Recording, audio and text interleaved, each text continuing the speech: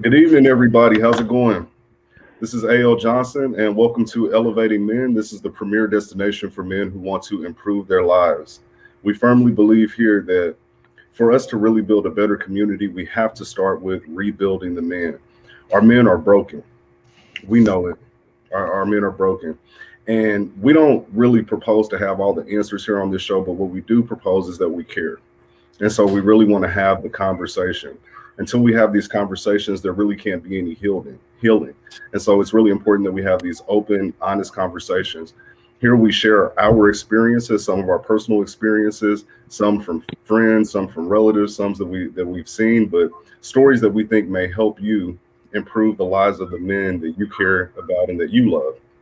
And so before we get into the conversation, I want to introduce everybody on the panel tonight. Stephen James, this is his first time with us. He's right to the right of me on your screen. Mr. James actually works with a organization called Thrive, who works with youth. And he's also the founder of the United Growth Development Corporation. So I'll let him tell you a little bit about that. But how you doing today, brother? It's fine. How y'all doing? Uh, Can you tell us a little bit about Thrive? What's that organization all about? Thrive is an organization through Kansas University. It received a grant about 3 years ago through the federal government to come into Wyandotte County, the northeast quadrant of Wyandotte County, and actually work with the youth and do wraparound services with our cluster schools of Northwest Wyandotte and Sumner. We went in and recruited kids for a couple of months and brought kids into the program, and now they're in their third year. Through this time, we've been giving them like tutoring and wraparound services to their parents.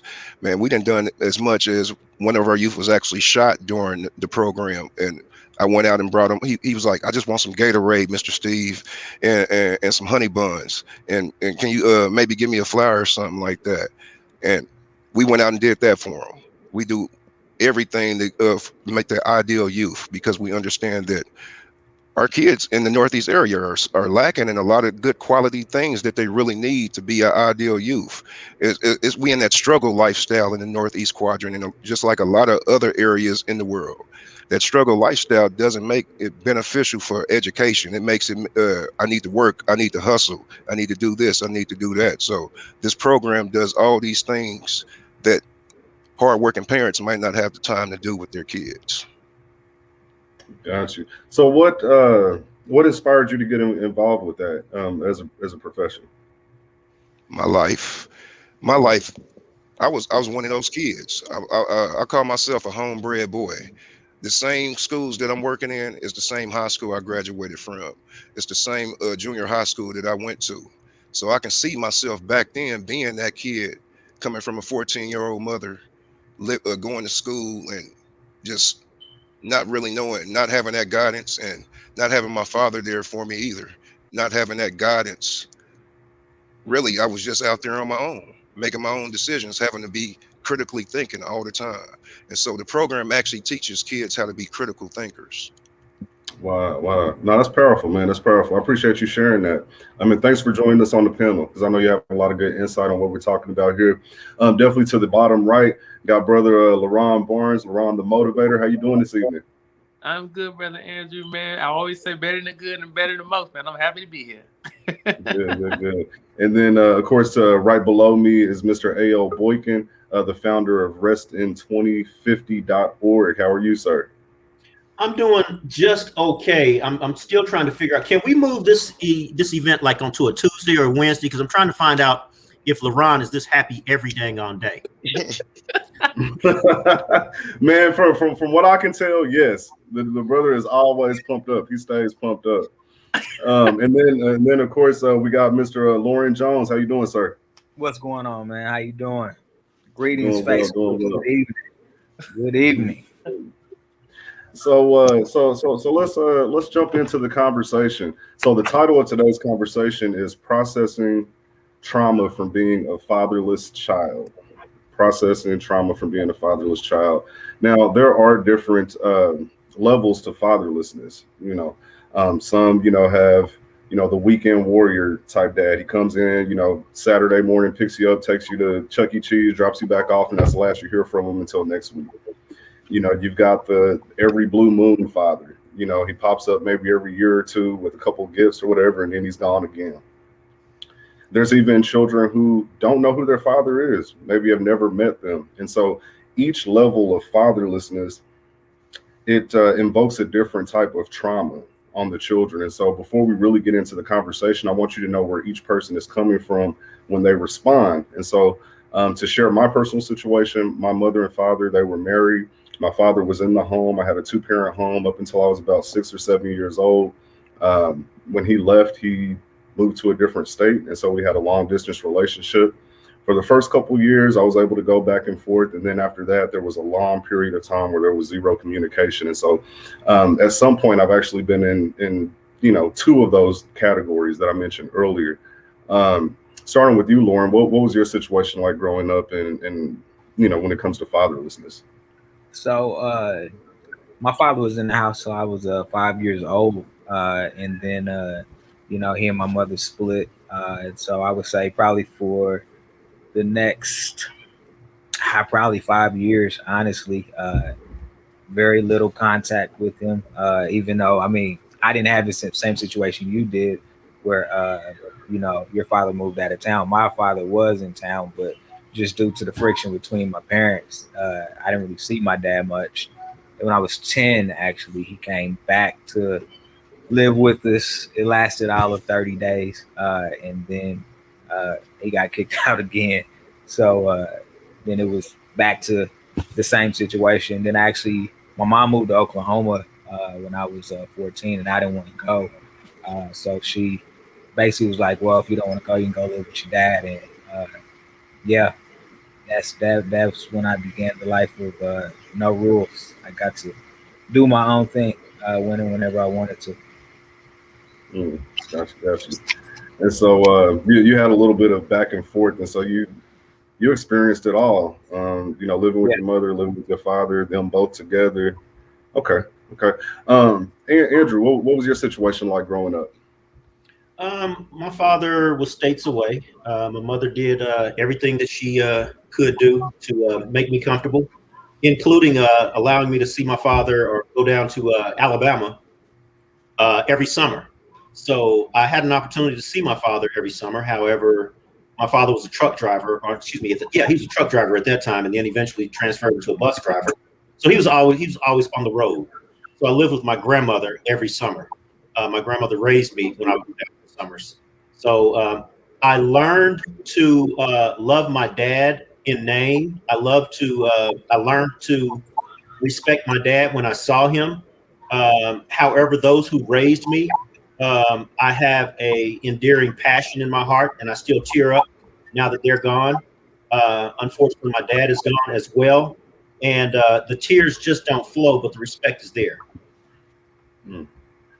That's powerful. Um, LaRon, what was your upbringing like? Well, I had both of my parents in my house. So I had a dad and my mom. So really, like from my situation, I really looked up to my dad. He was a big influence on my life. I seen the man that I wanted to be in my dad, and I seen how he treated a woman. I seen how he was a hard worker. I seen how he done everything he needed to do to provide for the family. So that's where the love for my wife, the love for my children came from. What really I told him the other day, even you're the reason why I am the man that I am today, because of what I saw and the influence you had in my life. And listen to this, even to this day, my dad still has so much of an influence in showing me how to be a man. So I mean, yeah, that was my life and with my father. It's a beautiful thing. It's a beautiful thing. And then new to the panel, Stephen James, sir, what was your childhood like when it comes to a fatherless situation? Me and my dad was never in the home. Him and my wife, my mom never really were together. It was a young thing. My mom was 15 when she had me, so it was really no relationship with my father for most of my time. I was raised by the village, my family, my grandma, my aunties, my grandma's and grandfather on my father's side, and on both sides of my family. I was raised by the grandparents, going from one person's house during the week and another person's house on the weekend. My mama's best friend used to pick me up some weekends. It was just everybody came to my rescue at that point in time and gave me like total empathy and sympathy. And it was like the village was my team. That's good. That's good. And that's fortunate too, because a lot of people who are in that situation, it's easy to end up in, foster care or, being caught up in the system. And so it's good that the family was able to rally around you and give you that support at the time that you needed it. And so that's a beautiful thing. Just in going around, there's five of us here on the panel, and we can say only one out of five can say that they had that everyday father presence from beginning to end. And that's right in line with the statistics in our community, which is a sad situation. I firmly believe that a lot of the social ills that we have and that we face today are based off of the fact that there aren't enough fathers in the home. Fathers bring a certain structure, a certain discipline. And it's not that women can't raise men, but there's a little bit of a difference. And so there's a question that I wanted to ask you guys, and I've been kind of contemplating this over the weekend. When it comes to one parent raising a child, I think, and I could be completely wrong, but I want you guys' input. I believe that when a boy is raised by his, say if he's raised by his mother, um, he can come out perfectly fine as far as being able to, hold a good job, get through his education process, etc. But a lot of times there's still certain things that are lacking in that situation. Just as if a girl was raised by her father, right? If a girl's raised by her father, generally she's going to be missing some of the identity that she would get from her mother, if that makes sense. And so, for those of us who were raised by her mother, can you speak to, what may have been missing, not having the father there, although the mother was good? I can. Go ahead, Steve. Go ahead. Uh, uh, Me being a young man and being in the household with my mom and seeing my mom in action on a regular basis, you could see the pain on her. And at times you living like that, it you may sometimes moms baby boys too much. There's history about that, like in Spartan days. To make the boys strong, they came and took the man child away from the mother around about the age of 7 or 8, and put them into encampment with other boys to make them strong, because the sympathy that a mother has for her child, she can control you. Your mama can control you. Everybody out here, you can't tell no black man in here anything bad about his mama, or we gonna do something to you. We hold our mothers dearly, so they know that the mama, just in her being the giver of life, can control a son, and she might impact him in bad ways, that trying to make him her perfect man instead of making him his man. I, I, I think that's a really good point. What you even said, Steve, about the mother looking to make them the perfect man that they would want versus the perfect man that they were meant to be. As a father, even myself for my baby girl right now, one thing that I notice is um, I can imagine me not being in the home. And some of the things that my children do, like they go a little further with their mom. When their mom says no, they'll do it still. They'll keep testing it and testing it and testing it, because I think it's the love of a mother. The sympathy, the softness of a mother, that they're willing to keep pushing and going on. And I think a lot of homes, and I'm not saying every home, but when there's not a father in the house, um, it's a level of authority that comes that is not there as much. Now, don't get it wrong. A lot of times we fear our mother. Our mother say stop, we gonna stop, but we gonna be right back at it.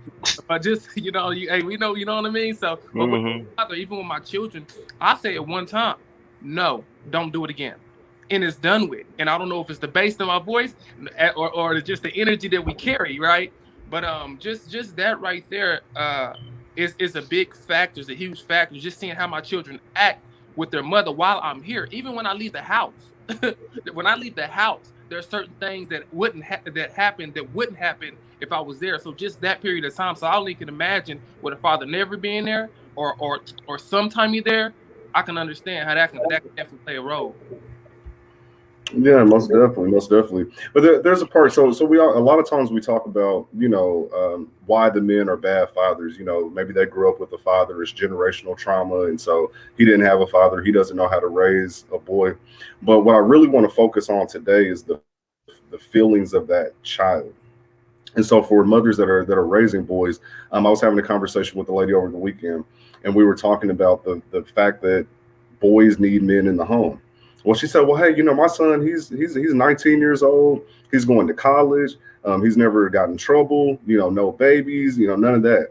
And I feel like one of the issues that a lot of us men face emotionally, it comes from the fact that when a woman is raising a man, she's looking at the surface. The is he okay? Am I okay is a subjective thing, but they're looking at the objective things. They can see, okay, well, hey, like I said, he's going to school, he's going to work, everything's fine, he looks okay. But there is a lot of internal trauma that our mothers would not be able to pick up on because of just that difference between a man and a woman. And so, prime example, there were points in time where I was doing great at school, I was doing great in sports, I was getting accolades, I was getting medals. You would think that I was happy, but at the same time, I had a lot of insecurity issues. I had a lot of disappointment. I had a lot of, not feeling connected to anyone because my father wasn't around. Prime example, it was one summer. I'll never forget it. My father said that he was going to, come and pick me up, and I was going to spend the summer with him. And at this time, I hadn't seen him for a couple years. And so my mother packed up my bags. We got everything packed up. I knew what day he was coming. And I woke up early that day like it was Christmas. All right. And so I'm standing by the door. I got my bags packed and I'm ready to go spend the summer with my father. And so time goes on. I'm like, okay, well, Mom, is he still coming? Well, maybe he got caught up on the highway. Mom, is he still coming? Hours go by. He never showed up. And so this actually went on for an entire summer. And I remember I had got to a point where I started making excuses for my father. And so I had friends, I was telling them, hey, I'm not going to be here this summer. I'm going to spend time with my dad. I'm not going to be here. And you know how kids are over time. They're like, hey, you still here, bro. You still here. What's going on? And so I remember I carried that with me. And that next school year, I got in more trouble than I ever got. But it took me to be an adult and to start processing these things to realize I was angry, I was hurt, I was upset. I would go to, like I said, I was in 3 different sports in high school, not having a father there, but seeing other boys have their father there, cheering them on, rooting them on, coming to the practices and things like that. Those affected me. Father's Day in school, things that, you just may not think about as the woman raising the young boy. But Father's Day, they start talking about that. Mother's Day comes around, of course, they're in school, cards, and they see the whole 9. But then when it comes to Father's Day, there's that empty feeling. And so can any of you speak to some of the situations that really made you feel empty, even though you had a great mother, she was there, she was taking care of you? What situations made you feel that emptiness? Growing up, my mother, like I said, she was a total gem. Love her dearly. And my father was not a bad person. My father had this story that every one of my mother's siblings would tell. Like, I remember your dad walked to Arkansas in the snow barefoot because you got sick, and he didn't have no way to get up here because the snow was so deep, but he walked all the way. And I actually believed that up until my teens. But he did get there some kind of way. But my point being, the effect of my father's not being in the household. I love him, but it made me lose my voice. Now that I think I look back, I did not have a voice. I had quiet courage. I had quiet desires. I had quiet strength. But when I needed my voice, it was not there. I had to be quiet to get through things because I was alone. I did not have big brothers, and there was no way growing up in my household and in my environment that I would allow a woman, especially a sister or aunt or my mother, engage in any battles that were mine. So if me and the kids got into it, I would just have to swallow it. I take my lickings, go to the house, and nobody would ever know. Fortunately, back then we could make friends pretty quickly, like the next day. But I still lost my voice. I did not have that courage to say, "Hey, hey, hey, hey, calm down. I got a father." Because everyone back then growing up, if we didn't have a father, we had Superman, and if Superman was the strongest, then we had to think of, well, I got Godzilla, I got Aquaman, I got somebody that got my back that's bigger than the person that you got your back. Just so you'll know, don't mess with me. I can see that. I can see that definitely. Lauren, do you have any situations in where you feel like, um, even though your mother was great, you just felt like something was missing? What situations brought that feeling out of you? Yeah, no, I can remember, numerous occasions. And my mom was uh she was very aggressive in trying to attempt to help. Like she gave it everything she had. Tell me what's on your mind, what you thinking about, this, that, and the third. And but sh- that's a generalized question, right? A man understanding the different phases of a boy as he progresses will be able, in most cases, to ask more specific questions. My mom didn't really ask me specific questions. She tried, and you know, I would even remember times where she would try to call my dad and be like, "Hey, this boy is going through something." And my dad would either not answer, or he would uh, tell her what to tell me because he couldn't face realizing that he wasn't there, and things of that nature. And I'll tell you what's interesting is that when I lived with my dad is when I felt the most empty, because it was Wow. like he was tangibly right there, but I didn't have the trust factor to actually physically reach out and talk to him and ask him questions. And he really didn't know how to just kind of embrace the moment and the situation and say, "Hey, son, let me holler at you. Let's talk. Tell me what's on your mind." And he was tangibly right there. And that's actually when I felt the most empty, because I'm like, man, I can't talk to my dad, and my dad is literally in the other room. And so, Wow, that's a thought. yeah, Let me ask you a little more on that. Like, have any of you guys ever felt that type of situation where, because that's not something I've really thought about, the father being in the home but not being emotionally available.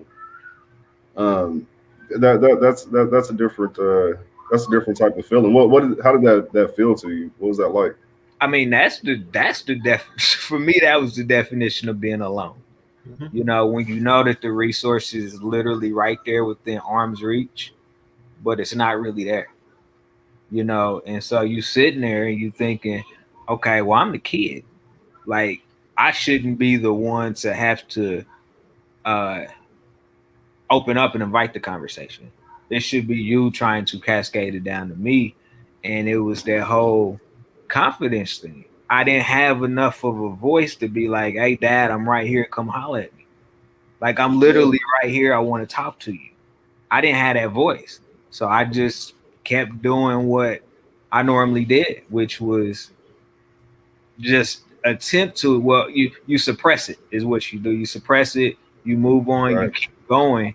But I mean, we all know that, things always bubble back to the surface. Like, you can't suppress pain and it just stays there. It's always gonna bubble back to the surface in one form or fashion through our actions, and how, we treat other people, how our other relationships go, because it has to come out. Like, Mhm. at some point, in some fashion, it has to come out. Wow. Now, Stephen, with you working with the youth through the Thrive program, and you do the counseling between the parents and the children, has that ever come out as a topic of conversation or a concern for one of the young men that you've dealt with? You know, I'm growing up with my mother; she loves me, but I still feel, you know, some kind of void because of the father not being in the home. Mo- A lot of these, most of the kids don't have a father at home, which is like a like a such a bad thought to have, that you can have over 100 kids and none of them really have, like over 65% of them don't have a father at home. And I don't know what this world is coming to. But with that being said, I came up with not having my father, and I always take all the thoughts that I had going through my mind when I'm talking to these youth, these males, in these programs, and even the young ladies within the program. Also, I'm always just trying to take in and try to be empathetic to what's going on, because just a day can start for a youth where he woke up and the lights wasn't on at his house, and he comes to school and he got a bad look on his face, and he's really frustrated in the first hour of class, and he can't sit still, and he's back mouthing the teacher and things of that nature. And a lot of teachers don't understand what's going on with this kid. So we need to teach these teachers and these parents how to actually talk to these youth, because even a mom doesn't really know the questions to ask a young man. I Now, barely know. let me ask you this: they say that when the father is in the home, in the home, there's a very high likelihood that that child is going to grow up in poverty, and not just because of the mother. I mean, as an adult, they tend to make less than their father did, maybe because of psychological reasons, you know, lack of ambition, other things. But one thing that we do see, and I don't know if you've worked with this, as far as children turning to the streets, you know, as a source of income, we see a lot of boys that end up going that route. And when you hear them, you know, talk about what it is, it usually comes from a standpoint: I've got to take care of mom. You know, I got to look out for my mom. I want to make sure my mom isn't going to have to work. I want to make sure she's not going to have to struggle. And it pushes them to go and try to be a man, possibly in the wrong way, or the not safest way, so to speak. Have you ever seen that in your working with the youth? That's normally where the first thing to do. See, I see kids that come from all walks of life. Some of them have like issues with being a klepto, where they steal just to steal, or they have like food disparities where they just need to eat. They'll steal food, they'll steal snacks, they'll hoard snacks and things of that nature. You offer them some pizza, they'll take 7 slices and stack them up on their plate, and ain't nobody else got no pizza. The lifestyle that's being is, I believe life is duality. My wife always talks about duality. Without having a father there, there's always going to be things slacking, and then everybody love their mama. I'm gonna say that. I'm gonna have to say that a couple of times. Everybody love their mama, and a young man loves the heck out of his mama because he might have been like the only man around her on a regular basis that gave her love, and he understands that, and he's indebted to his mom, and he'll go out and do whatever just to suffice and take care of the family. It's Mm. a Now bad I've situation. heard I've heard a saying that actually, for a boy to become a man, there actually some of the conflict with the father is what helps make him, you know, go to that next level in his manhood. You know, there becomes that conflict where, you know, as a young man, your testosterone is pumping. You know, you're feeling like a man. You're ready to do your own thing, and you have this other man, you know, who's bigger, stronger, has the authority, telling you what you're not going to do. And so, a lot of times, that pushes a man to say, you know what, it's time for me to pick up, be a man, you know, get my income, get my own place, move out, and be my own man. I really do feel personally that that's one of the issues with the men we see today. Like, men stand with their mother until they're 30 years old in the basement playing video games because there isn't that male conflict that kind of pushes them out of the house. What was your thought on that? Dads put kids out the house. Mama put kids out sometimes at the wrong time, or then they coddle them and hold on to them. But dads put kids out at the right time 90% of the time. They they make sure they're raised up, and when they finally too tired of that young man sitting on his couch playing video games, he like, get on up out of here, boy. You need to figure something out. No, and I see it as more of a problem than you would think. Like, I use the analogy of the guy, playing video games, but literally, just even in my insurance business, I've got clients. I'll go talk to them about their insurance. They got a 50-year-old son, laying on the couch trying to convince his mom not to buy life insurance because, he might need to hit her up for some money later on in the month for some cigarettes or something. Something like that. You know what I mean? But I see it a lot. I see it a lot.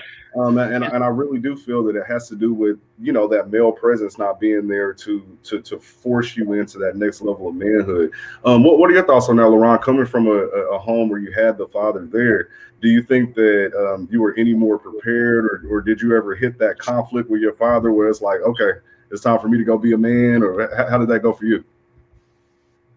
Well, I never had the conflict of getting out. I was ready to go. Do you hear what I'm saying? I was ready to be on to live my life, But like, no, I've never had really to be pushed out because I was always that young, ambitious person. I didn't cause no trouble. I did what I knew to do, the best I knew how. But I believe like just it's good to have the father there, and I agree because the father does. It's an authority thing. Like you said, young men grow up and they're gonna try you. So it's an authority thing to get the young man to do what he needs to do, right? I do believe, even personally myself, that when it's just a mother in the home, uh, it's a lot longer than it needs to be. It's a whole lot longer than it needs to be that a child stays there, because if the child can stay on the mom's nipple, if we can say, right, a lot of men will do that, especially with the mom raising them like that. So like just having the father in the home, all it did was show me how to take care of responsibility. When I'm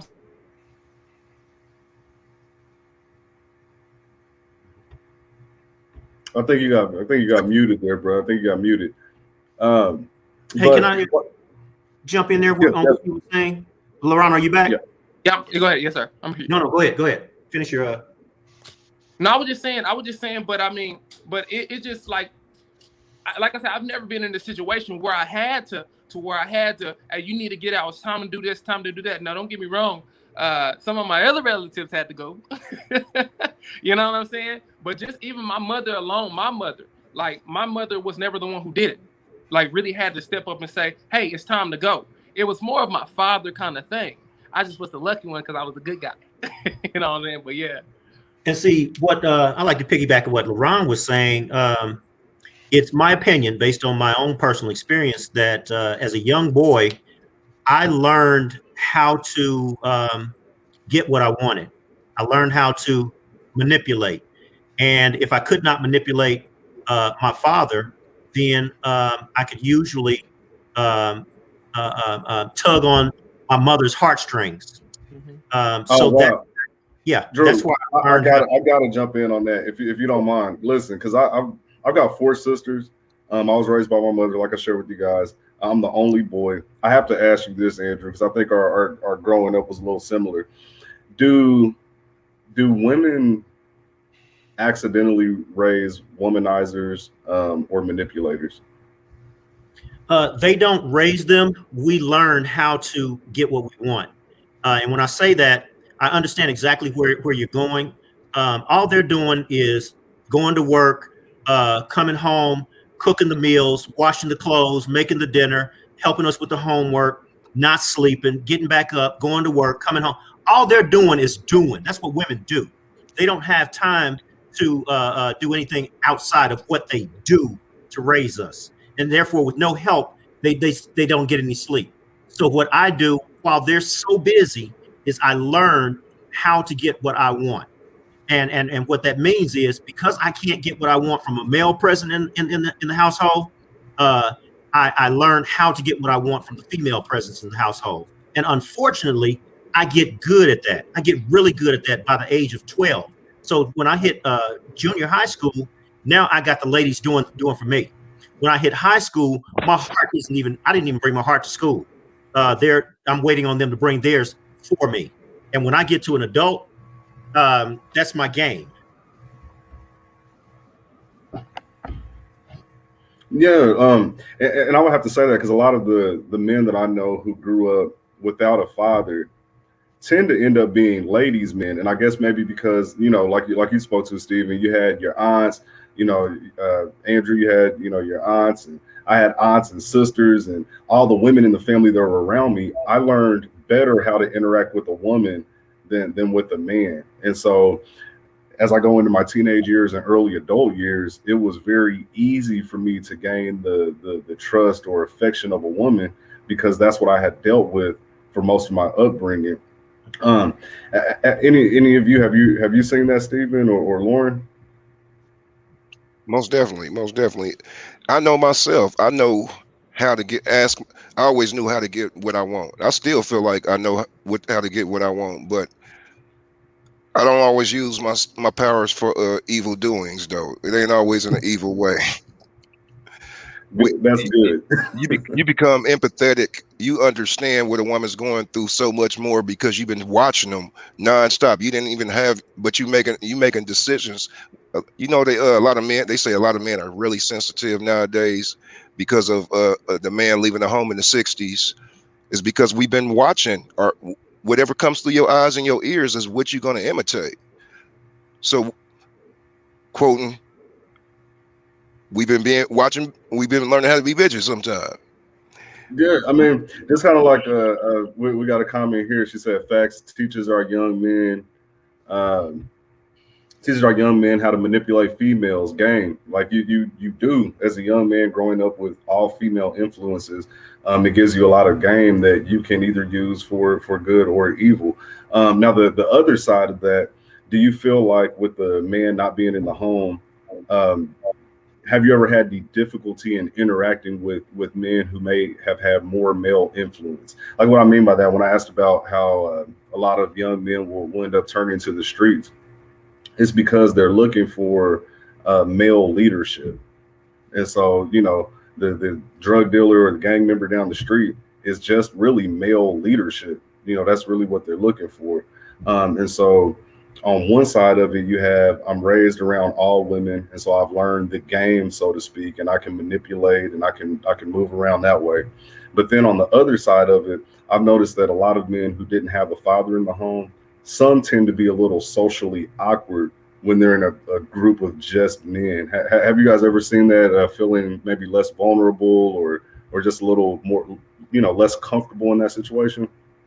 I My story is I learned how to manipulate both. And when I say that, going through high school, I was a virgin all the way through high school. I didn't have sex till I was in the military, 20 years old. But that being aside, growing up, the women flocked toward me because I knew how to manipulate them and get the feeling of importance that I wanted. The men, on the other hand, I was quiet around them. However, I stood tall and allowed them to formulate their own opinion of me because the women were around me. Those macho men who were punching stuff, the women didn't necessarily at that in that age or at that time frame like to be punched. So the guys would wonder. They would hang around me to by association get next to the women that were around me. Neither one of them knew that I was afraid of women because I didn't know what to do with them, and I was afraid to share my voice because I didn't have the courage. So I was just a quiet person, letting both parties assume the best, but I knew how to manipulate it. Mm. I feel like that Okay, okay. manipulation So, skills made me better. it, It helped me in being a solo person. in what way? It made me safe. It kept me a little bit safe out here in the world, moving through the streets, being in the streets by yourself. It was good to be able to talk real good game. It was good. You had to talk good game to survive in the streets. So if you can't talk good game, you're gonna end up. Most of my friends that were really emotional and didn't know how to talk their way out of a situation, they either dead or in prison. So Yeah. it's I had men around me showing me what to do with it, but it always wasn't in the positive things because they weren't that positive at the time. They were doing certain things in the streets, but luckily, being a person that I don't deal with a lot of, I never did deal with a lot of men. I got a lot of homeboys that I may talk to on the rush. I hang out with you this week, and I might not see you 6 months to a year. It don't bother me with homeboys, but I always kept some chick around me, always. Even if she just a friend and we just riding around, just hanging and just meeting up, doing things together. It was just always, I like women more than I like men. Hey, And I, Andrew, can I ask a question? Can I ask a question, please? Now, this is not to be answered right now. It's just for the ladies that are in the audience. I just have a quick question. How well did you sleep with a real man in the household? Be it a father, be it a boyfriend, be it a husband. And when I say boyfriend, I'm talking about a long term that was contributing. How well did you sleep at night? Did you rest knowing that there was a man in the household? Now you can continue the conversation because I want to see what their feedback was. Most definitely, most definitely. So we'll wait for those responses to come in. Now I can say on my situation, when it comes to men and the difference in how I felt, because I was primarily around women, I was way more comfortable, and so when it came to me being in a situation with other men, at first I was really quiet. Like I took the back seat, with everything because it was foreign to me. So if I was around women, I could be, center of attention, life of the party, being charming, whatever. When I would get around a lot of men, I was a little more quiet. I played the background a little bit until I got to a point where I felt I felt suppressed. You know what I'm saying? As far as being able to be myself, and without having that male example, it turned to anger and a quick temper. And so then it got to a point where, if you raise your voice at me, now follow me on this. Men, sometimes we talk and there's a roughness to it. Hey, man, rah, rah, rah, rah, yeah. There's a little aggression that you hear in that when you're not used to hearing that because you're used to a woman and a woman's tone and that softness of voice. Sometimes you can mistake that aggression for anger. And so my conflict resolution skills were terrible. If you started talking to me and you raised your voice a little bit, I'm thinking you want to fight, but that may not have been the case because I just wasn't used to that. And so, Stephen, with you working with the youth, have you noticed any difference in the conflict resolution skills of children who have a father in the home versus those who don't?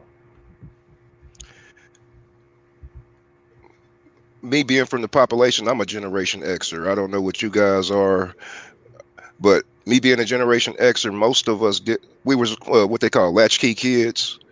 Yeah. We came home to an empty house and made some top ramen noodles and did our homework supposedly while we watched television or listened to music. Right. With that being said, ask me the question one more time, please, because I kind of went down a rabbit hole. No. Do you see any difference in the conflict resolution skills of a child who grew up without a father versus one who had? Yes, they're they don't have them. A lot of them don't have them. It's just like that, like fire. They ignite like fire. Most of the fights that happen and most of the kids that it's this has been something that's been going on for years now. This is nothing new to the scene. We've been noticing young men having insightful rage attitudes. They even came up with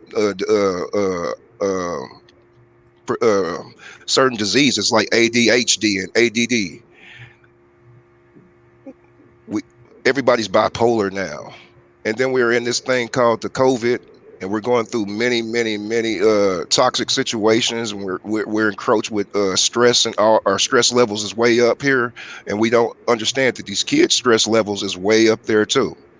These kids are having hard issues paying attention in school. This is something new for the whole world. So everything that we're talking about right now is something that we need to be talking about in the right here. What are we going to do right here? Because we've been seeing for years and years and years that we're impacted with just social skills community, just the basic social skills. The social network breaks down continuously every Friday and Saturday night at the club.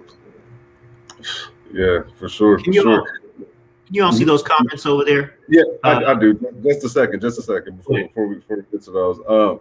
And so, Lauren, you worked with Big Brothers Big Sisters, and so I know you had a couple littles in the past. Can we speak to the conflict resolution skills? Do you see any concern there when it comes to those who don't have a father? Yeah, I mean, the first thing that at least I experienced was that there was a lack of trust. So I come in and I'm like, "Hey, what's up, little man?"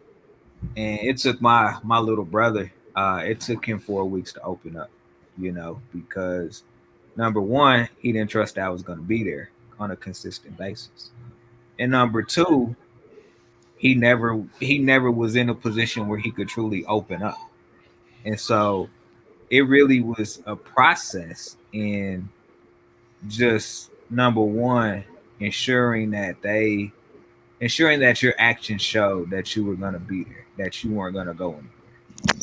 And then it was taking that secondary step to say, hey, what's on your mind? What what's making you upset? What's making you angry? And that we have when you don't have a father in your life, there is a high level of uh, emotional. I'm not going to call it trauma. I'm going to say emotional stress because you haven't really been taught to articulate how you feel. Everything is being tough. Like with me, I'm the oldest boy of six of five other boys. So there's six of us boys. I'm the oldest. So I was supposed to be the one that a pop saying here, you got to be the man of the house. And ain't no boy, not one single boy is prepared to be the man of the house. Just not, it just doesn't happen. And so we try at times, but we're gonna do it wrong. We're gonna do it wrong because we don't have the knowledge, we don't have the resources to actually be able to do that the right way. But we've been thrust into those positions.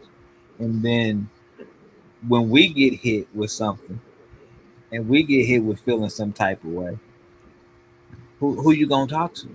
You don't have anybody to talk to. So you become emotionally detached from everything and everybody, male and female alike. You are completely emotionally detached. There is no emotion. There is no, well, I feel like this is like, well, that happened and that's it.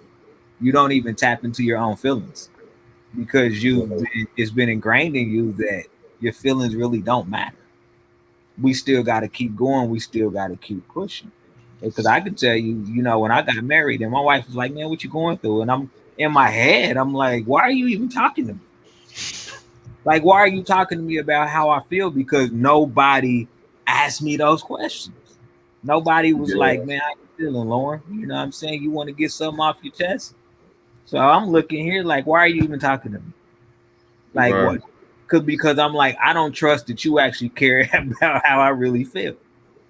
And so in turn, what it caused me to do was actually get nasty towards my wife because I was so guarded with my own feelings that I didn't know how to properly articulate it in any capacity because I always and I think that's where a lot of the talking about the conflict resolution piece. I think that's where a lot of that comes from, and it really ties into what Andrew, the question that he just asked the ladies. When you had a man in the house, or if you ever at any point had a man in the home, what did that feel like? And so those responses have come back. And Andrew, I just wanted you kind of be able to address those. But we got safe. When I was married, I felt very secure being widowed. I don't feel as safe and secure. When it was right, I slept wonderful. When it was wrong, I stayed up all night long. The presence of my former husband offered me total and complete safety and protection. Sometimes I couldn't fall asleep until he was home. I've learned to never underestimate the power and presence of a Black man. What do you say to those, Andrew? What was your I was just hoping that, and it's not to draw a conclusion, but more so an observation. If the women who are now the heads of the household don't feel safe and can't rest, and they have children. Imagine how this child who does not even know what an adult should know, does not know anything, is totally dependent. Uh, Imagine how they feel when they go outside into the world by themselves. And when you're talking about conflict resolution, not being able to sleep at night, being fearful means you actually you're actually tense and tightened up. So when conflict does, or not just conflict, but when anything does try and penetrate your closest wall and you're not familiar with it, or it seems threatening, it's just like being cornered. And the only thing you can do is lash out. And today's children, and this is a generalization, for those who are trapped inside and they lash out, they are trying to solve their problem as quick as possible. So therefore, they're lashing out with something in their hand. They're lashing out with something that requires a trigger. They're lashing out to overcompensate their internal fear, in my opinion. I agree with you. I agree with you 100% because that's exactly what I was explaining before. When I would be around women, I would be comfortable. When I would be around men, there was a certain discomfort there, and I was just waiting for something to pop off. And so I was on guard. I was anxious. There was a certain level of anxiety, and it pushed me into fights that otherwise could have just been talked out. You know what I mean? And so I agree. You have something to say, Lauren? Yeah, check this out, and this is totally this is observation, but if you listen to LaRon talk, there is a certain sense of freedom about just is there. There's a certain look of freedom that he has. You hear it in his voice. And when you think about a lot of us that didn't have our fathers in our home, we didn't start with that type of confidence the way we should have been able to start that. I know you and I talked about this earlier today when we talked about moving as an adult and just not feeling confident. You doing everything you're supposed to be doing, but you really don't have that confidence when you get in circles, and so then you start to cower back because it's that feeling of belonging or not belonging, in certain circles. And I look at LaRon and I'm like, you can tell he had his dad there. You can just tell. Like, it's just a different manner in which he carries himself, which, I mean, kudos to your father, LaRon, because whatever he did, I will tell you, most guys would be jealous. I'm one of them. That's why I put LaRon on mute every time he talks. So tell me this, hear LaRon. that laughter.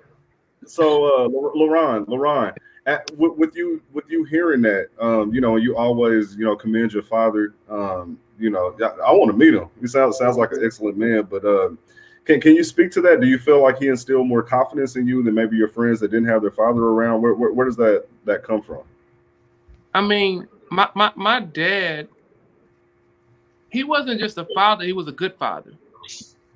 He wasn't just a man, he was a good man. He wasn't a person who just showed me anything, told me anything, but did something different. My dad lived by an example.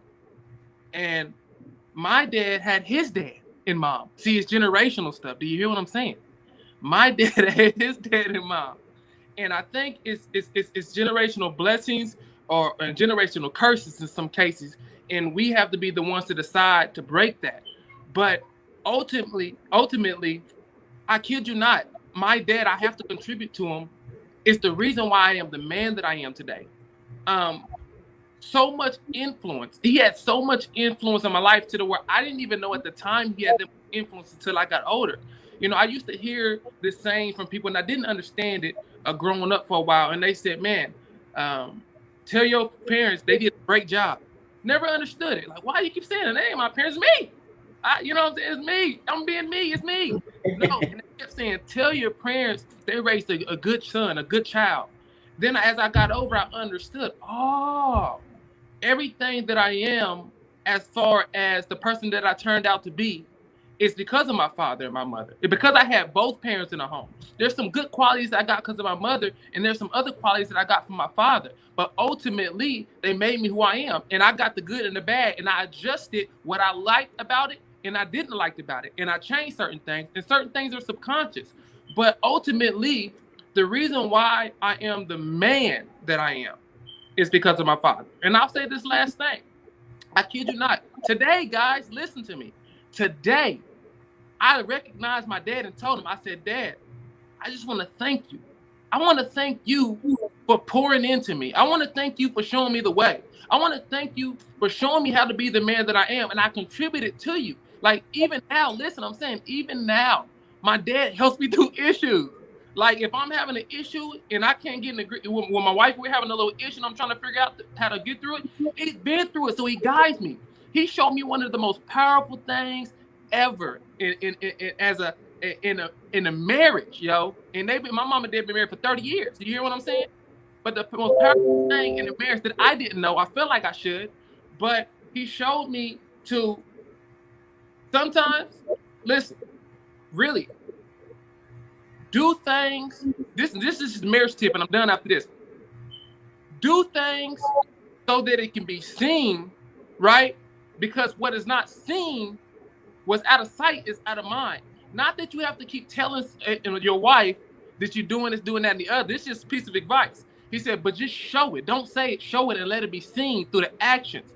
And then and don't do it to be a surprise or a secret so she can't see it. And so I started doing those things. That's what I'm calling my mentoring things. And now she starts seeing what I'm doing and she's recognizing it. So he's helped me in so many ways, especially in my marriage, man. And it's huge because a woman can only tell you what they want in the marriage from a man. But do they really know what a man really wants? You know what I'm saying? They can only tell you what they want, right? But a man can tell you what he wants. And my dad did that. See, that's why I can't stand listening to LeBron. With his good upbringing and all that. Exactly. So let me ask you guys this. I got a question. So for men that grow up without a father in the home, have you ever felt at any point in your life that you had trust issues when it comes to other men? The fact that a lot of times Black men aren't able to come together, work together, stick together, have any type of brotherhood, build anything together. Everybody wants to do everything individually. Do you think that any of that could possibly stem from not having a father in the home where you are able to work with male energy consistently? And that be something normal to you? Because I'm seeing, there's a lot of, different groups, organizations, YouTubers, influencers who are addressing male issues. But what I've seen is a lot of them are women. A lot of them are women kind of helping men cope with their issues versus men being able to have those conversations together. And so, I'm just kind of wondering, do you think that has anything to do with fatherlessness, or is that a completely separate issue? Now, what you just got finished saying when you asked that question, I don't have the real answer for that, but I wanted to go back to what Lauren was saying, which I'm hoping addresses that a bit, because he was saying that these men don't have a voice and they don't have this confidence and so forth and so on, even though they're doing all the stuff that they think they know how to do. But I'm more so asking the ladies if they notice this man who's doing all the things that he's trying to do, but lacks this confidence. Does that mean that now you see an over need that he has for validation from you, meaning he needs you to validate his manhood, and if you don't, then he doubts himself even more and takes it out on you. And I'm hoping that kind of is a segue to what you were talking about. It partially is, because it's a multi-layered question. There's some depth to it, but even I've had friends who were raised by their mother and they get taken advantage of by women left and right. And so there's a certain trust or lack of trust that you develop based on your upbringing. And so some of these guys, because mom was in the home taking care of them, they trust mom, so then they trust every woman that they encounter, whether there's red flags or not. And so some men, it affects them in a way where they get taken advantage of by women. In some ways, it affects them by, I don't know how to interact with men or build anything with men because I didn't have that male energy around. Stephen, can you speak to any of that? I feel like let me start off by saying we bad at relationship. Period. Relationship is the building block of the family. Without having a family and understand a relationship, that's watching your parents model good behavior in front of you, and understanding and empathy for each other is how you learn to be a good person in this world. And I see that that's one of the breaking points for our culture at this point in time. Um, Anyone else on that particular thing, Lauren? What are your thoughts on that? Just the trust issues that may develop. I think I have an interesting perspective when it comes to that, and I think that I think we pick up a lot of those vibes from our mothers because most of us are raised by our mothers. I think we pick up those vibes from our mothers. Very often do you hear a woman, a single mother saying, I don't trust no man. I don't need a man. And so we pick up on those vibes, whether we're boys or girls. We kids in the household. So we pick up on that vibe. We pick up on that message because that's messaging. Well, if my mom don't need one, then I don't need one. And we don't think that, as guys, we're taking that in, but we're taking it in the same way. And so that's what builds that. That's what builds some of those levels of distrust with, being around other men and trusting other men is we've actually heard it and we're hearing it from our mothers or the women in our lives that they don't trust. Therefore, their actions and their language say the exact same thing. So we just pick it up naturally. Can I I mean, say could something? that also be that you don't trust them because of the abandonment in and of itself? Yeah, And so, absolutely. Absolutely. I yeah, mean that would be the core foundation of the lack of trust would be the feeling of abandonment. Why would you trust somebody that looks like or acts like, the way you feel? Like you the reason that I'm like this. So that's that first layer. But then the mothers come in or the women come in and if they have uh negative feelings towards the father or whatever, then they add a second layer to it. So you're getting these layers of inability to trust them in. But it all starts with abandonment, because I mean that's just a natural feeling. If somebody's not there that you expect to be there, you wish was there, you hope was there, if they're not there, you feel abandoned. You feel right, alone. right. So that's automatically gonna start sending you down that road of who can I trust? Hmm. It's not even man. It's who.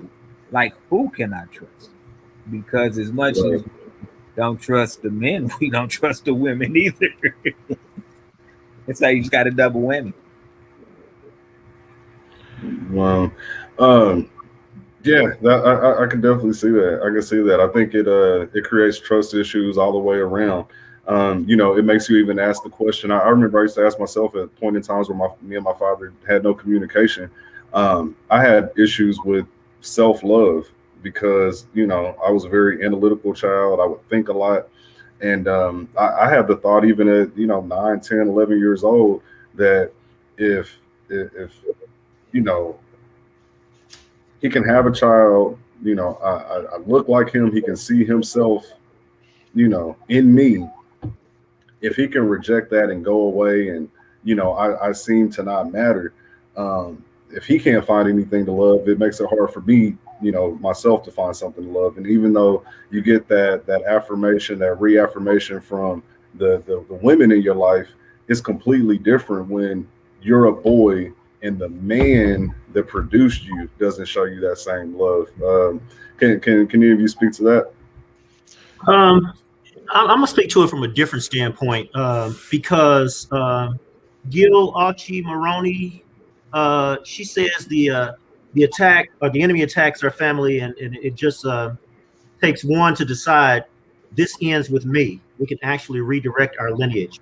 And the reason that I want to point that out is, and based on the comment you said, um, it seems as if boys, men, whomever, choose not to let that go. And it goes back to my point that even though a woman might be holding on to something, she's holding on to 9 different things. Melvin just got finished saying how his mother was holding on to 6 children with other issues to deal with. Not only do they hold on to it, but they keep moving. Boys, men, the reason that we're having this conversation tonight, some of the guys that we're representing have not learned how to let go and move forward. And that is problematic for me. Yeah, that's true. And I think that it's important for us to understand that regardless, I put it like this: when we grow up as men and we have children, one of the basic things that I always try to remember with my kids is making sure that I provide them the basic things that I wish that I had when I was a kid. It's just the attention. Kids aren't asking for hours of your time. They're asking for moments, you know, and so when I look at my situation as a father and I say, okay, I can give them everything they want under the sun, and they in most cases will be forever grateful for that.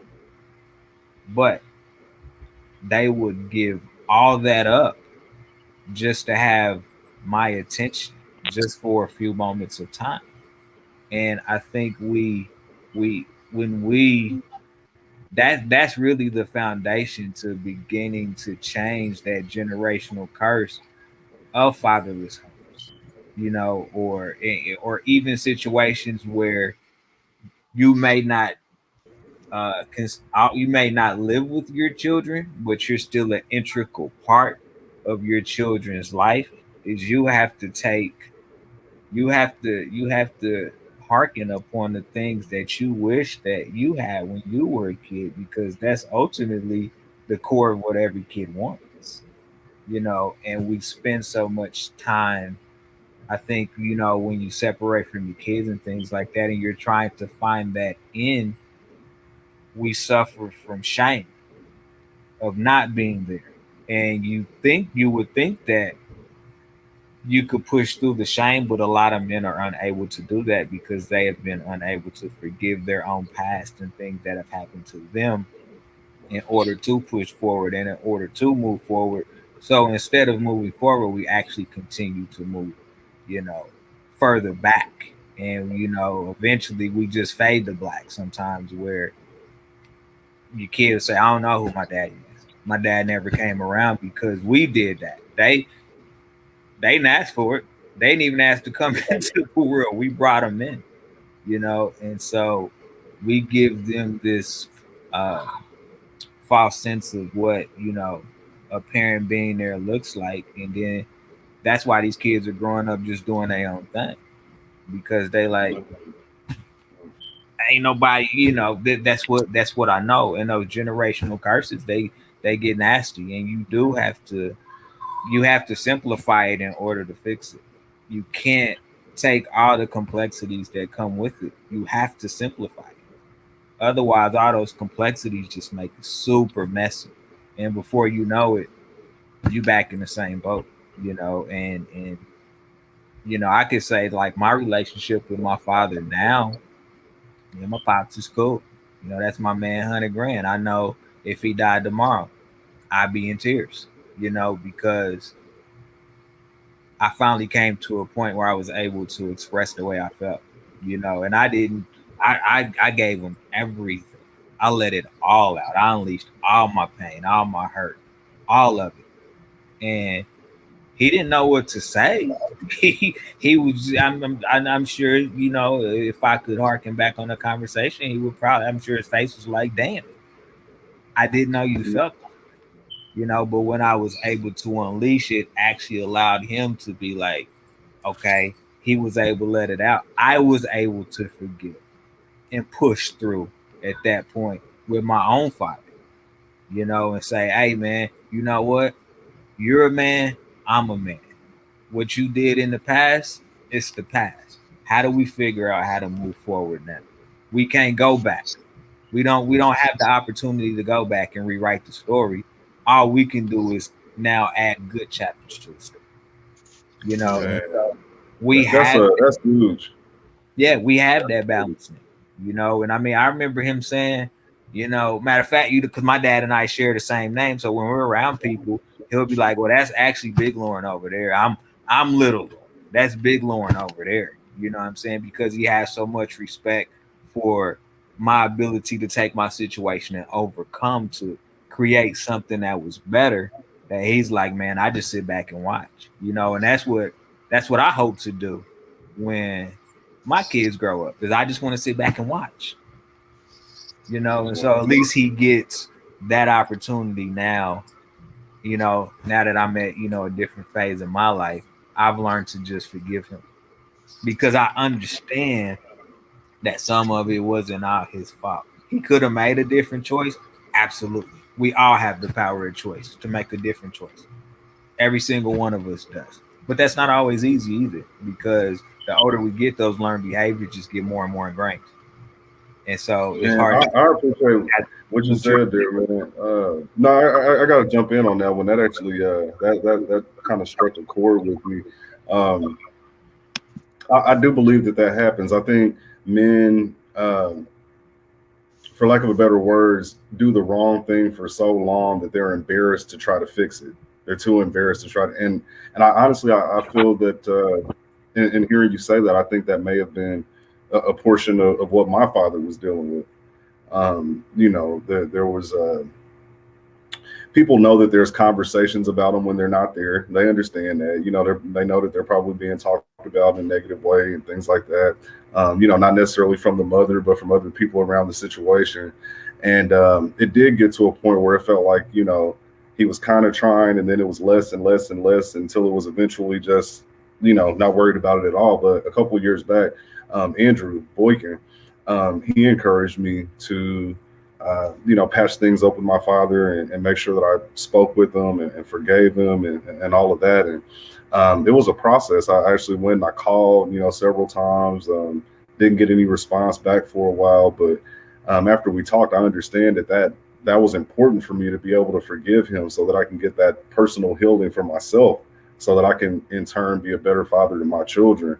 And I'm glad that we did finally have that conversation where he was able to hear me say, you know, Father, I forgive you for, you know, for not being there. And whatever it was, you know, I don't hold it against you. I'm a man. I have flaws. I haven't done everything perfectly, and I have my reasons, and I assume that you have yours. And it was when he passed away, you know, last year.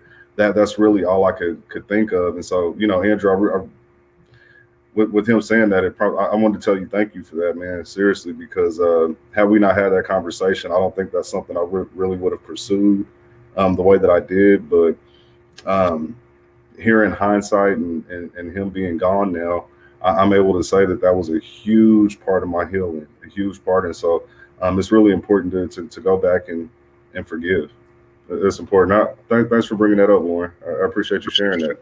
Yeah, I mean, when you think about what did Jay-Z say in the song, when Pop died, didn't cry, didn't know him that well. That's what a lot of these boys are feeling. You know what I'm saying? And we end up repeating the exact same things our fathers did in a lot of Then, cases. then you got to look at say the father goes off and makes a whole nother family and takes care of that family actually, and you still have a son over here on the other side of town living by himself with his mom, and just think how that impacts your a child's mind. Even that was me. My dad had a whole nother family he was taking care of, so I'm like, you taking care of them? but you're not taking care of me. That don't make sense. And I was always in a thought of what if. I come up in that Huxtable era, so I always had that dream, and that's why I wanted to give my kids everything when I got married. I wanted to have that lifestyle of a husband and a wife working things out and working with the children, and I come home from work and my wife like, your middle boy did this, so I need to go sit in the room like Heathcliff Huxtable on the couch on his bed and talk and give him a little pep talk. So I Hey, go ahead, go ahead. no. I actually think that like Bill Cosby was doing a great thing, and that's one of the things that we look at the propaganda that's put out about our people. It's not just us leaving the home. There's so many other things that's coming in and compounding our mindsets that's making us do certain things that are not normal. We're doing abnormal things. The hierarchy of life is just out of balance right now. And that's the biggest thing. We can talk all day about young men having these issues, but there's so many other bigger issues that's coming at them.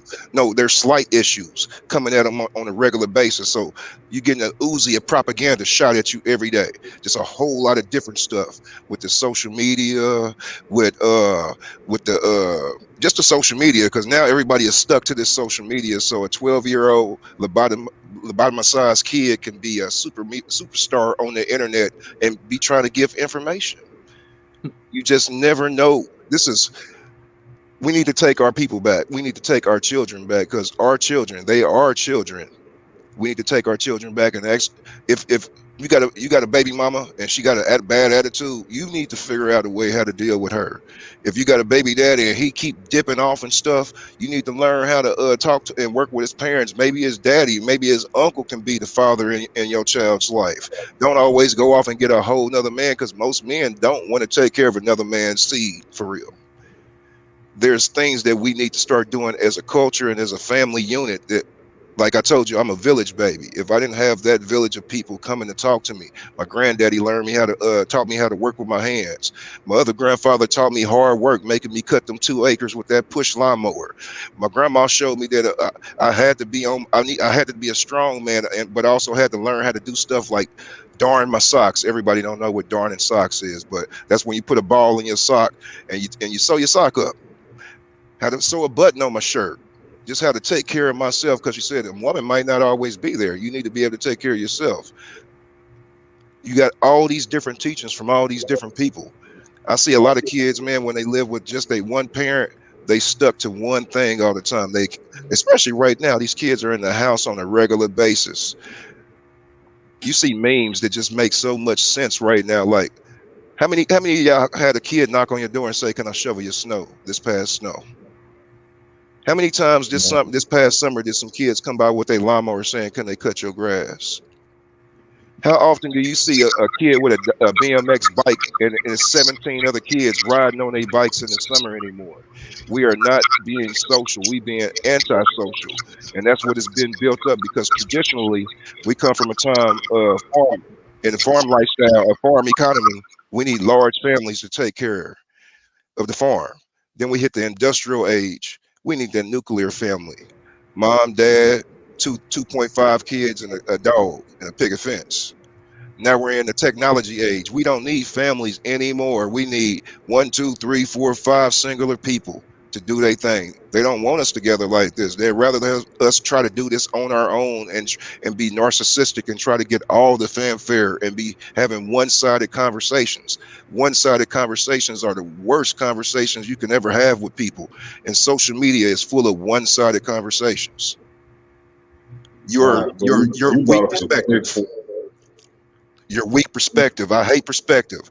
And sorry, ladies, I hate when y'all use that's it's my perspective stuff. It's only tangible information with men. We critical thinkers. We think in straight boxes.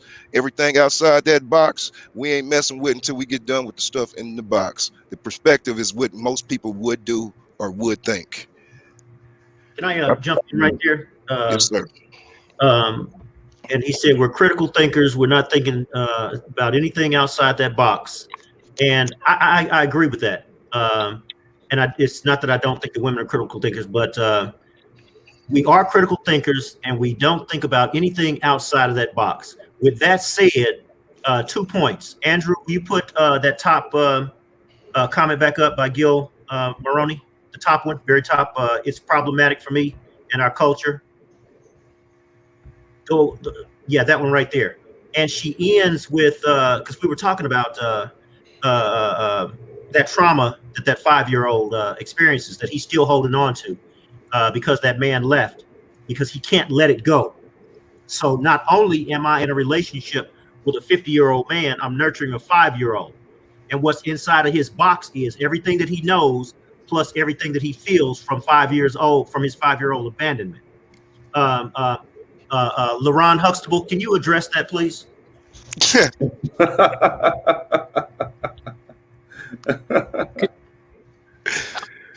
an LaRon Huxtable. That is hilarious. Hey, really quick, if you don't mind, I missed the question. My phone started skipping out just a tad bit through it. Ask that last part again. Okay, so the comment originally was that men are critical thinkers, and we're dealing with everything inside of our box. Mm-hmm. Anything outside of that box, you know, it's not really relevant. But what's inside of that box is our thoughts plus that 5-year-old abandonment that we have not let go of. So that 5-year-old abandonment plus everything else that we're trying to deal with is kind of messed up. That doesn't sound like a really good mind, a 5-year-old mind and a 50-year-old mind in the same mind. In a relationship. Now, what's the question to that really quick? What's the question to it? I don't know. I said the question is, LaRon Huxtable, can you respond to that? Well, I mean, I first of all, I'll say this first. I do agree that, of course, like you all said, men are critical thinkers. We definitely are critical thinkers when we are looking at a situation, and we really, that's crazy. I mean, it was said the best way it could be said. We're stuck inside of a box on how we do certain things, and we don't really want to get out of that box, to be honest. This is what it is. This is what we see. This is the direction. This is what it is. And we kind of, I'm trying to figure out how to answer this in a way, because I want to go with a direction with it more so, because, I mean, only thing I can say is, honestly, are we looking at it from a relationship standpoint? Are you saying, really quick? I want to make sure I'm answering this right. No. We're looking at it just like you're saying, that a man is inside of his box, but he also has a 5-year-old mentality because he's been abandoned, and he's holding on to that 5-year-old abandonment, trying to be this man, and he's in a relationship. Okay. Oh, that first. Okay, there we go. Now that's first of all, that's detrimental. That is crucial. That is very ineffective. That's going to hurt a lot of marriages and a lot of relationships right there, because you can't be very critical with a 5-year-old mindset, right? That's going to mess up you in every relationship that you really touch. I mean, from marriage, from boyfriend and girlfriend, from people even around you, because that also builds a pride in certain areas of your life, right? It builds pride. You know, you begin to think that this is what it is. There's no way around it. This is what it's going to be. And so, I mean, I believe I kind of look at it from, man, that really does. And I'm just kind of thinking about it. That really does hurt us as men. That hurts us as men, because that doesn't allow us to even open up for other opinions, the opinions of others. I mean, can't y'all see that being a pride thing? Thinking about, if we got a mind and we're stuck in a box, so when a woman tells us something, we get offended. We don't want to listen. We go up in lash mode. I mean, for real, like, have you all seen any situations like that yourself? It's like the 5-year-old, you know, like you said with the 5-year-old, and I can even speak to that myself. There are certain points, just like I've heard, I don't know if it's true or not, but I've heard before that when a person takes hard drugs, like someone goes out in the streets and they start doing crack cocaine or something along those lines, their mindset is stuck at that point of trauma. So if they were 15 years old, then they're stuck as a 15-year-old, even if they're 50. You know, if the first time they were 20, well, they're 20 the rest of their life. It's you know, kind of along those lines. And so I feel like there is a certain trauma that we have from fatherlessness, that from that point forward, whatever issues that we locked inside and we didn't talk to our mother about, and we didn't seek counseling, we didn't seek therapy, we didn't talk it out, we didn't go to church, we didn't go through, we still have all of those issues no matter what age we are. And so until we actually address it, until we unpack all of those problems and address them one by one, that's where we are. That's where we are. I think one of the biggest issues that we need to do, or we need to normalize, is therapy, and whether that be with your pastor, whether that be speaking to an elder that has their thing together, that you can be open and honest with. Before we get into a relationship, before we start a family, before we become responsible for someone else's life and well-being and their state of mind, we have to Before make we sure turn 30, we processed ours. What was that? before we turn 30. And that's where I was headed. That's where I was headed. You already know. You already know. And that goes back to my point that I've been making for the last couple of weeks, is that men, we gotta wait until we're 30. We gotta wait until we're 30 before we go out and get the responsibility of a one. Y'all was really cracking up on that one. I'm serious. Wait until 30, because you need that time. You need that time from 18 until about 30 to process your trauma, to build some sort of foundation for your life with or without a woman. You need to find your purpose. I made that mistake myself because I've been with my wife since I was 22 years old. Okay. Why did you say it's a mistake? Because there was growth that me or her didn't go through. We've been together since we was kids. We never really lived on our own. It was always me and her, always a team, just going through life. So I know there's things that I missed out on and she missed out on just basic understanding of certain things. Like, so there's so many things that she hasn't had to do on her own because I'm there. She ain't pulling trash out. She ain't had to shovel no snow. She ain't cut no grass. She ain't had to figure out how to fix the furnace, put on gutters. She ain't had to do so many of these different things. And there's so many different things that I ain't had to do either, though. So that learning time, that time between 18 and 30, that is a lot of learning and preparation and going through experience, because life is about experience. Without the Yeah, I experience, can say, like, honestly, I didn't even realize that I was dealing with certain issues until I was about 30. And, just having certain life experiences, seeing how other people handle their lives and their situations, seeing that, this was the path that I was thinking about, but this was the path that I was actually going on. It took years of living life for me to say, wait a minute, something's not right here. I got some things that I need to go back and address, so that I can change and be the best man that I can be. And so we all need that healing time. We definitely need that healing time. You said you're gonna get the shirts, Lauren? Yeah, I'm gonna get the shirts made up, man. Yeah, yeah. We got to start the campaign. We got to start the campaign. No marriage. But now, definitely, guys, I appreciate your time. It's about time for us to wrap up here. A lot of good information. Just just to recap, we were talking about processing the trauma from being a fatherless child. We covered everything from being from the weekend warrior dad to the every once in a while, every blue moon, to being in and out of the house, to being there full time. We saw with LaRon, he had both of his parents. His father had both of his parents, and you can see the generational blessings that flow from that type of structure.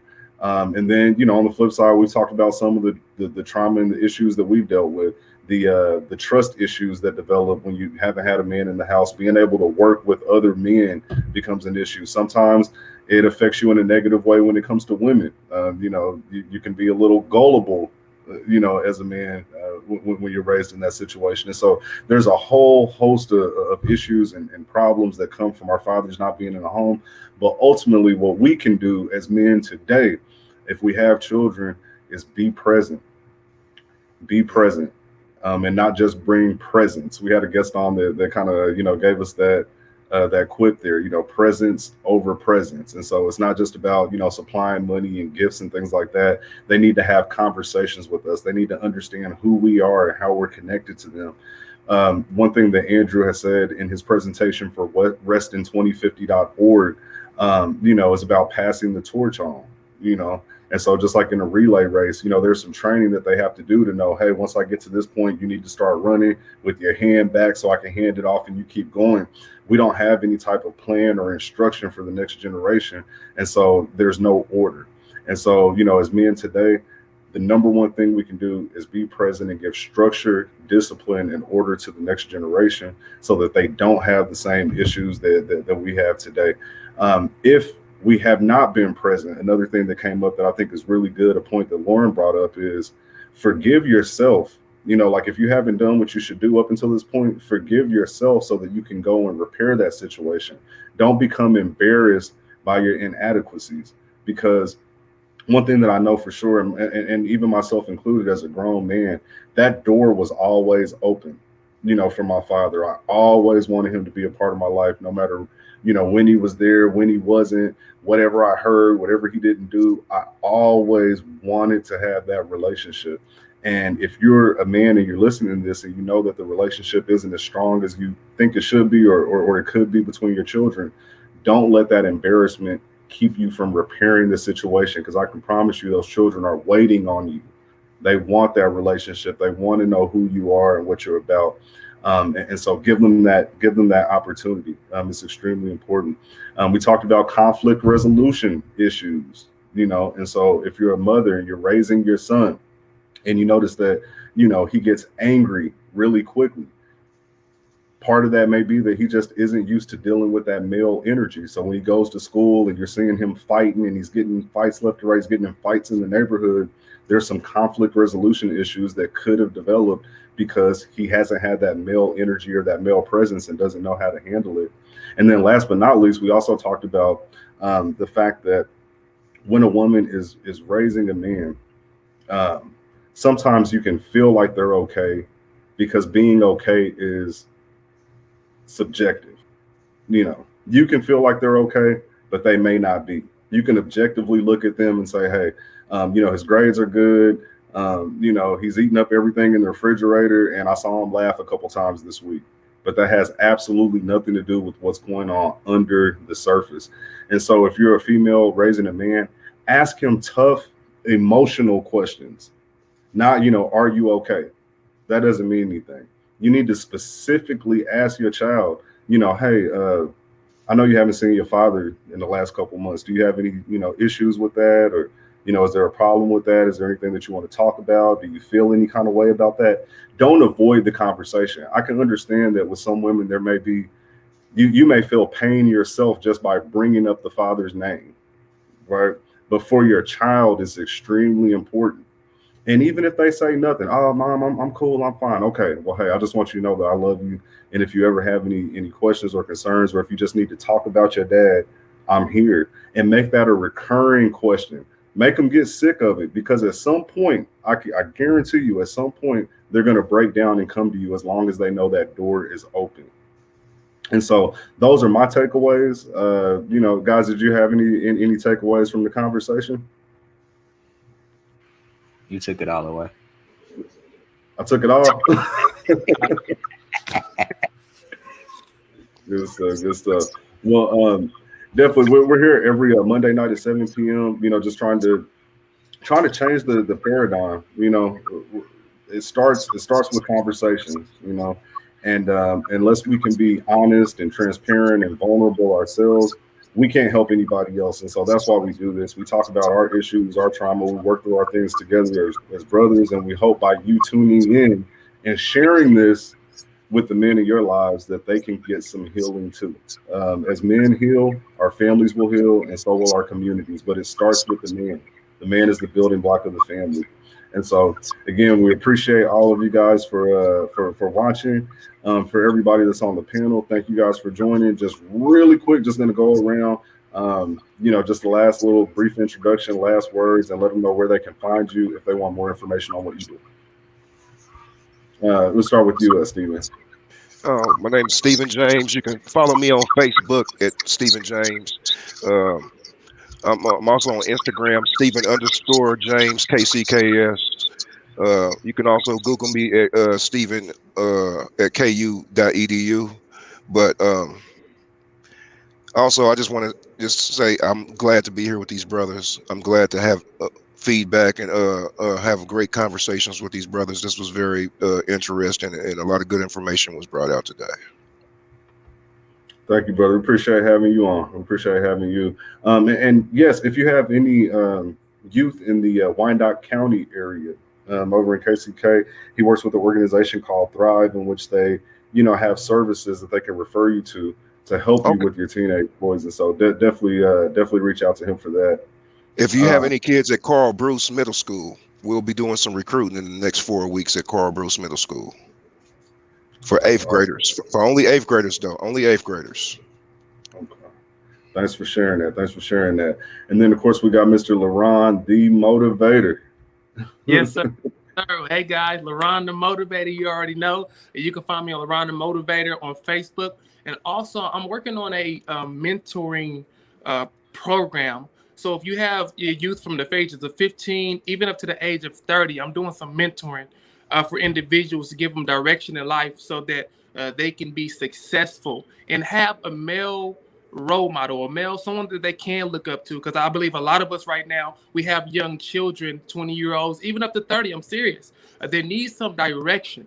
And so if you want some direction and you want some male figure in their life to kind of help them to move forward in life, I'm definitely opening that up. Just contact me on LaRon the Motivator on Facebook, and then we can definitely have a discussion to see the way we want to move on that. Awesome, awesome. Um, Lauren Jones, what do you got to say to the people? Closing words.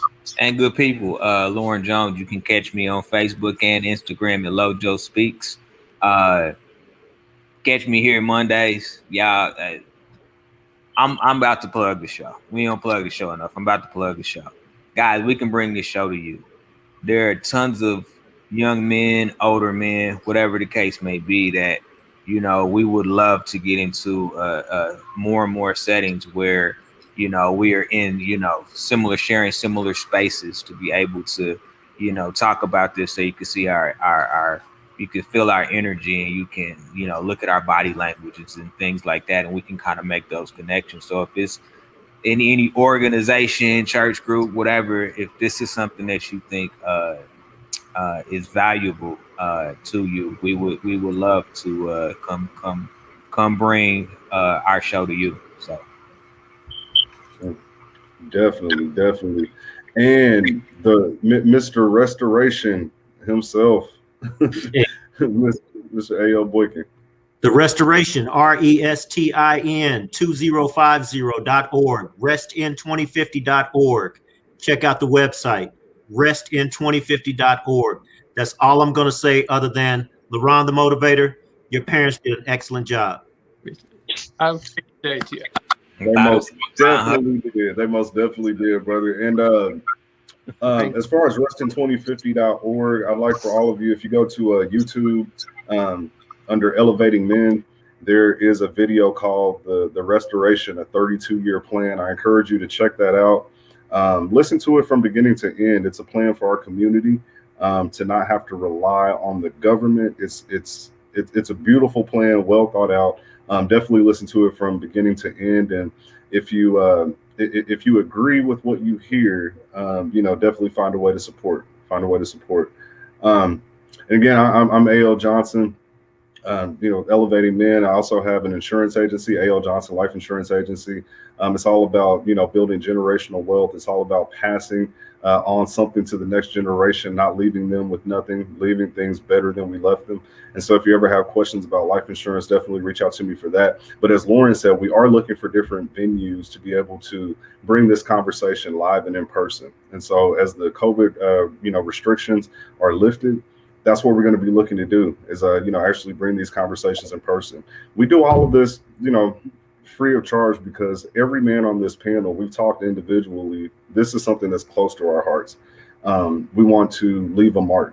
We want to leave a legacy, and that legacy is improving our communities, building up the men that encounter exactly what it is that we're doing. And so if you have any men in your life that could benefit from these conversations, whether it's your son, a nephew, a boy at church, pass this information along. If it's your own son, sit down and watch it with them, pause it at different points and have a conversation, because it's so important. It's so important. As men, we're so bottled up. And as a parent, you'll never know what your child is dealing with unless you ask the right questions. Don't wait for them to come to you. Go to them. So those are my final words. Again, I appreciate all of your time. Thanks for joining us, and we'll be back next week. Have a great night. Peace comes together, not apart.